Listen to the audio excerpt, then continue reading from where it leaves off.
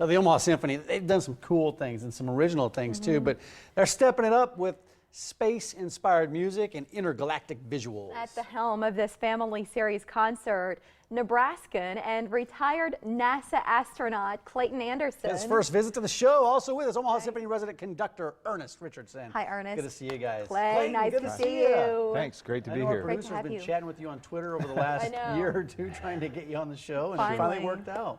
We're thrilled. Let's talk about it. This is going to be a really cool, basically an adventure that these kids are going to enjoy. What do you have Tell us planned? about this show. Well, what we have is some gorgeous space music. We have music from Star Trek, music from Star Wars. We also have music from host planets, and that's spectacular. But what we do is weave into this gorgeous music, beautiful images of space, outer space, you know, close to the Earth, and then all kinds of gorgeous images beyond that. We have some pictures we'll show you so you can get an idea about what's planned. But I'm curious about your role, Clayton.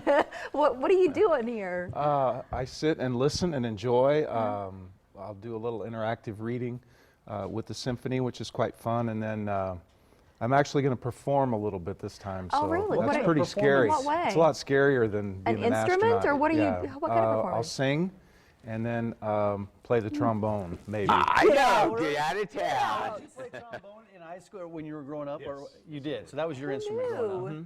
Yeah. Ashland? Yes, High school? Ashland Greenwood. Ashland, did you play in the band? Yes, And absolutely. did you sing when you were younger too? Or Right, I still do that occasionally. you're so. this right brain, left brain guy.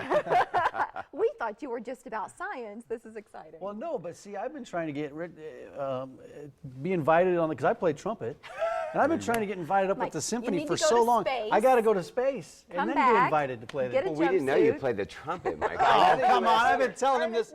You have not told me. Hey, we talk about these guys, you know, younger playing instruments, and a lot of kids, that's how they get into music through school. But you also do some fun things for guests who come to your shows. What do Well, you have before they the have show? pre-concert activities, and those are great. The instrument petting zoo, where they get to actually play an instrument for the first time, perhaps.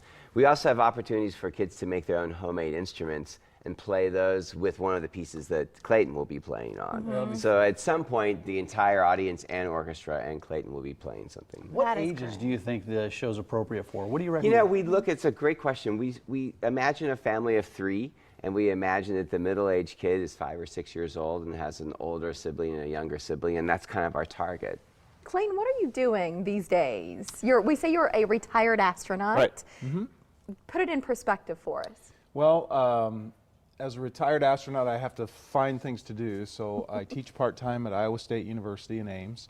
I have a book coming out on June the 1st called The Ordinary Spaceman, and then I do public speaking and activities like I'm doing with the symphony for fun, right, and to spread the word, because the other thing people don't get about music and astronauting is that music is science, and science is music, and the two just merge beautifully. And so for kids like me that grew up doing all that stuff, I think it's more effective for our citizenry when they do the same thing. So. Yeah, it's fascinating. But I on Twitter, I see you post all these beautiful pictures from outer space. Are these pictures that you have taken from your time in space, or do you come upon? Where do you get these pictures at? 95% of the time, they're pictures I took from space. Sometimes the cameras are better now, and there might be just an amazing shot that I couldn't capture with the equipment we had back then. And I might use someone else's, but I typically give that crew or that mission credit. But I like to post ones that I have, and I have 30-some thousand. They're beautiful. There's a volcano kind of erupting with smoke and stuff that I saw on there the other day. It was really neat. Physically, what is it like to be in space? Well, the easiest answer is I was Superman every day. I flew to breakfast, I flew to work, I flew into the bathroom, and I even flew when I was going to the bathroom.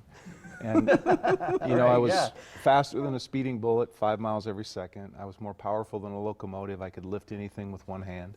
And I was able to leap tall buildings in a single bound, because there are no buildings at 225 miles above the earth. And then I like to end by saying, and I hope I stood for truth, justice, and the American way. That's great. Yeah. When you come back down to Earth, the first 5 or 10 minutes in gravity, what is that like? Gravity is not fun. After you've been away from it for 5 months and you come back into the force of gravity, it's kind of a pain. you know, you're heavier, you're slower, your brain still thinks you're up in space, so it's turned off some of its sensors. And when you come back, takes it a while before it figures out it has to turn those sensors back on. And you've used your eyeballs instead of your vestibular system. So there's lots of transition, but every half hour, I think for me, it was kind of every half hour I got a little better and a little better and a little better. Yeah. Ernest, you, as Mike said, you've done some cool and original things. Why is this special, this theme, and then having Clayton Anderson on stage? You know, I think part of it is that we want kids who come to our program to really imagine themselves in all kinds of circumstances and have their dreams, realize they can have their dreams come true. Kids dream about being astronauts all the time. So we have these beautiful dreams of theirs, we have this gorgeous music and these beautiful images all together in one experience. That's why we do it. And the best way to get tickets? OmahaSymphony.org is a good start. Let's show you some information about the Symphonic Space Odyssey. It's coming on January 18th, that's Sunday, at 2 o'clock. Tickets are $12, and I know that's a priority for you to make it affordable, make it accessible for folks.